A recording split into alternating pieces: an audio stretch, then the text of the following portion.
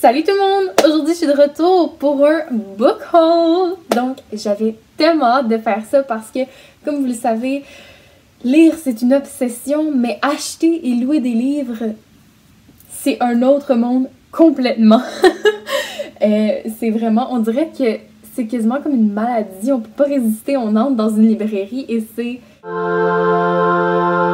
le paradis. J'ai acheté quelques livres à la librairie la fin de semaine passée, donc 3 en fait, et le reste ce sont des livres que j'ai loués à la bibli mais qui sont tout neufs, donc vraiment la bibliothèque les a achetés quand j'ai fait la suggestion, c'est un peu comme des achats. J'ai vraiment hâte de vous présenter ça.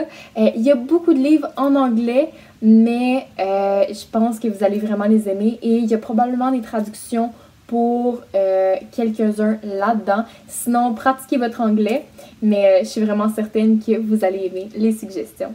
Le premier livre que j'ai acheté, c'est Evil Queen de Jenna Showalter. Et pourquoi ça? C'est que à Noël, j'ai reçu le livre Glass Queen de Jenna Showalter, qui fait partie en fait de la série The Forest of Good and Evil.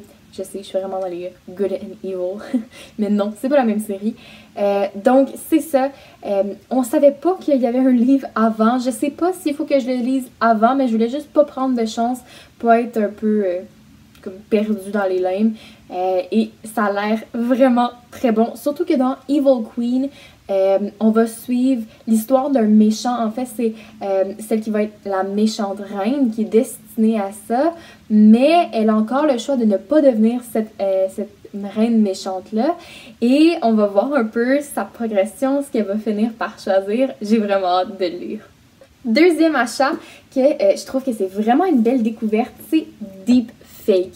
Donc, on va suivre Dara et Will, 2 élèves qui rivalisent pour le titre de valedictorian. Donc, pour ceux qui ne savent pas c'est quoi valedictorian, c'est dans le système d'éducation américain. C'est un titre qu'on va avoir quand à son école, on est la personne avec les meilleures notes de tout son niveau. Donc, c'est vraiment quelque chose de très prestigieux quand même. Donc, ces 2 personnes-là rivalisent pour le titre et vraiment, c'est une espèce de télé-réalité pour tous les élèves de l'école. Ils ont vraiment hâte de savoir c'est qui. Et un jour, il va y avoir une vidéo qui circule où Dara accuse Will d'avoir triché aux SATs. SATs qui sont des examens super importants aux États-Unis. Et ça va créer un tollé un peu autour de ça, mais parce que en fait, Dara, elle soutient qu'elle n'a jamais dit ça, et Will, lui, soutient qu'il n'a pas triché. On s'engage vraiment dans quelque chose de nébuleux, de quelque chose d'un peu vraiment intéressant avec la technologie. Et dans ces vidéos, ce que j'ai bien aimé, c'est que Dara et Will, ce sont des intellectuels vraiment accomplis et assumés.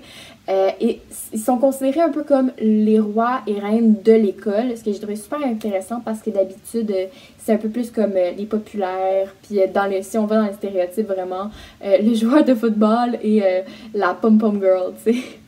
Troisième et dernier achat, c'est Five Dark Fates de Kendare Blake et oh my god!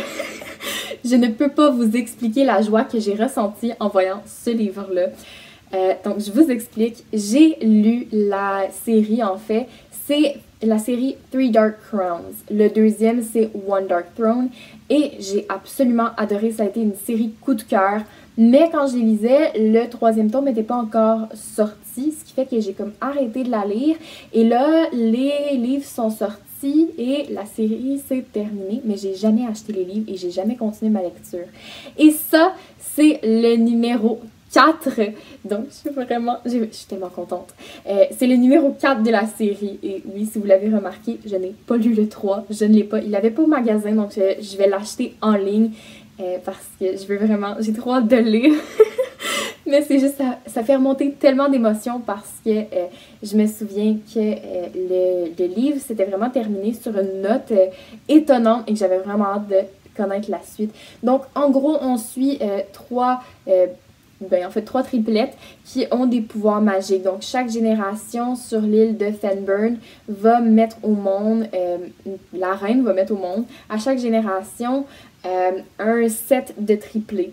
Et ces triplés-là vont avoir des pouvoirs différents. Donc, une va pouvoir ingérer n'importe quelle quantité de poison et être totalement correcte. Une autre va vraiment être comme une amie de la nature et va avoir un compagnon animal, une espèce d'animal totem.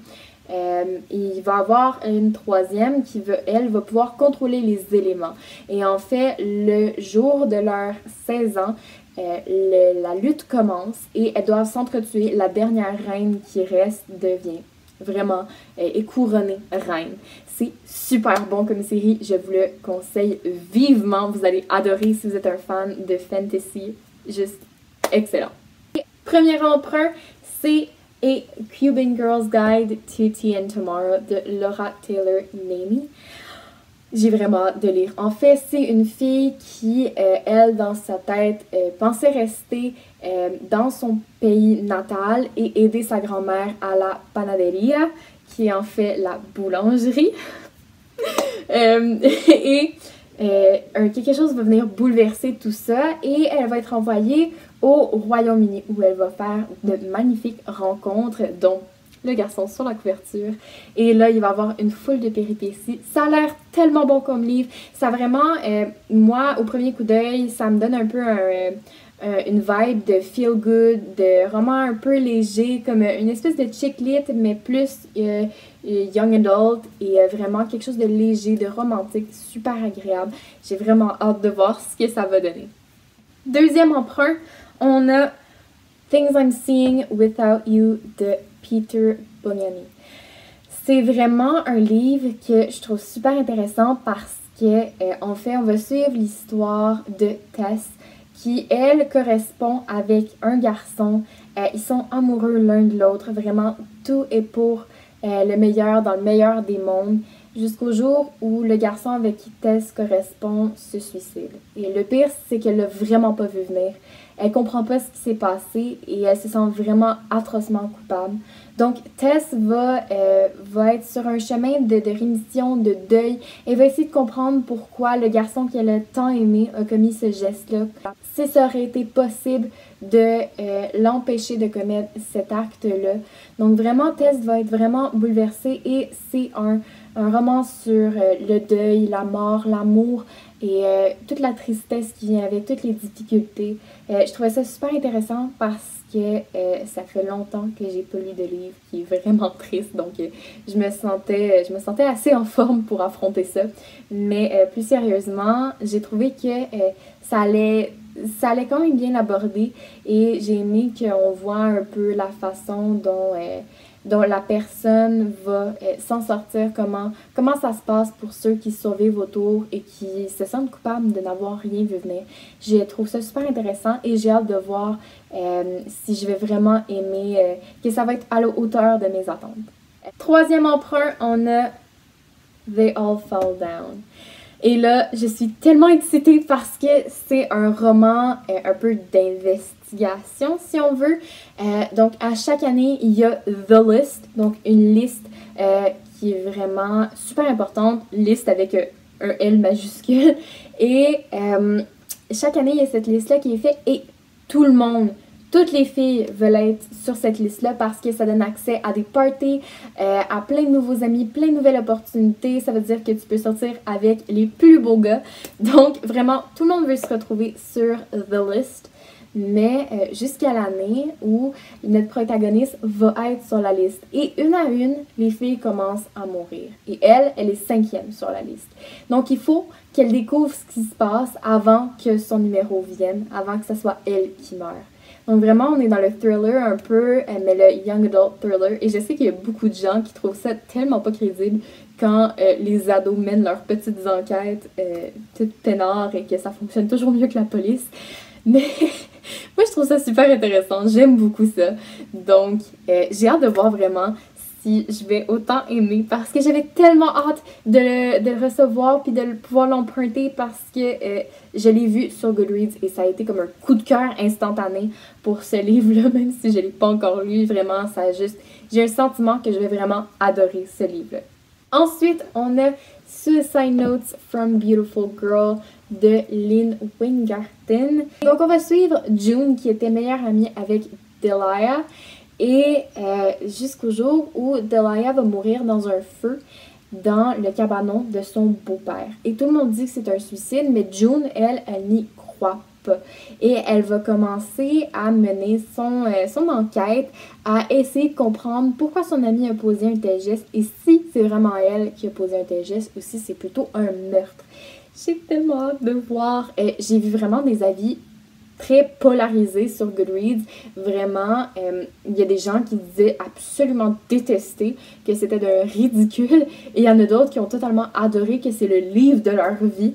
J'ai vraiment hâte de voir si je vais être un peu plus dans le milieu ou si vraiment je vais être aussi intense, aussi nette comme avis que les autres personnes. Et ensuite, on a Maquillée de Daphné B. Et là, je dois vous avouer que je trouve ça très rigolo parce qu'en fait, je suis pas rentrée à la bibliothèque pour l'emprunter. J'ai fait une espèce de ce qu'on appelle un blind date littéraire. Et c'était vraiment très cool. Il y avait des livres emballés. Et là, il y avait les thèmes du livre qui étaient écrits sur l'emballage. Et à partir de ça, on pouvait choisir notre livre. Et là, quand je suis passée devant la bibliothèque, j'ai pas pu résister à l'envie de participer à ce blind date littéraire. Même si j'avais 6 livres qui arrivaient de la bibliothèque pour moi le même jour. Je suis vraiment incorrigible.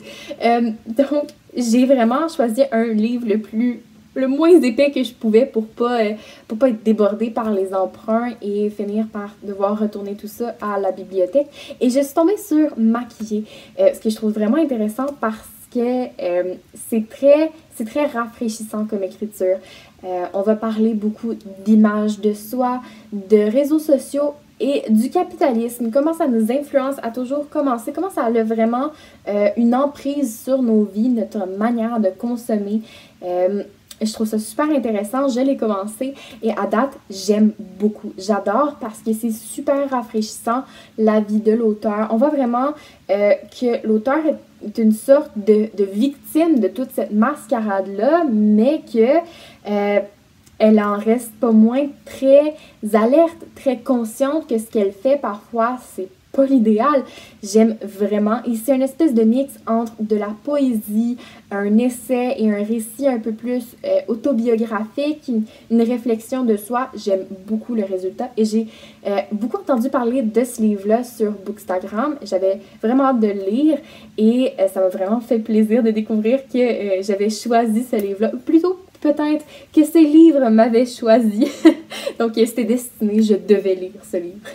Dernier emprunt et vraiment non le moindre, on a Clap When You Land de Elisabeth Acevedo. Je l'ai commencé, oui, lui aussi, et j'adore, vraiment j'adore. Je m'attendais pas à ce que ce soit un récit comme ça, je m'attendais vraiment à un roman. Pourtant, on oscille entre le roman et la poésie.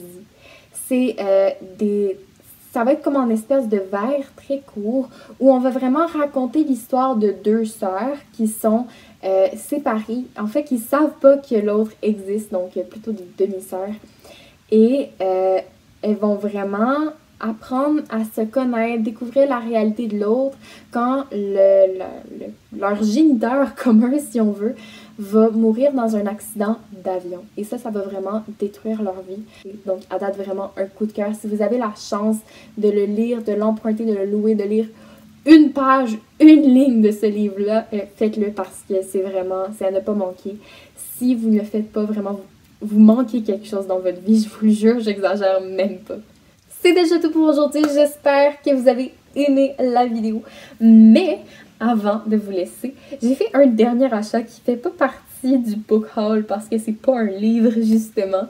Mais on sait qu'on est en 2021 quand on achète ça puis qu'on est vraiment excité. Je me suis acheté un masque Je sais vraiment pas si vous m'entendez bien en ce moment. J'espère que oui. Mais il est tellement mignon, je trippe. Il y a les petites licornes, les arcs-en-ciel, les couleurs pastel sont juste magnifiques. Bref, je trippe. C'est déjà tout officiellement pour mon book haul et mon achat de masques. Mais j'espère que vous avez aimé la vidéo et surtout que vous avez découvert de nouveaux livres et que vous avez envie de les lire vraiment, que ce sont de belles découvertes pour vous. N'hésitez pas à vous abonner à la chaîne, à activer les notifications en pesant sur la petite cloche, à liker, commenter la vidéo et à la partager. Donc, on se retrouve dans une prochaine vidéo. Bye!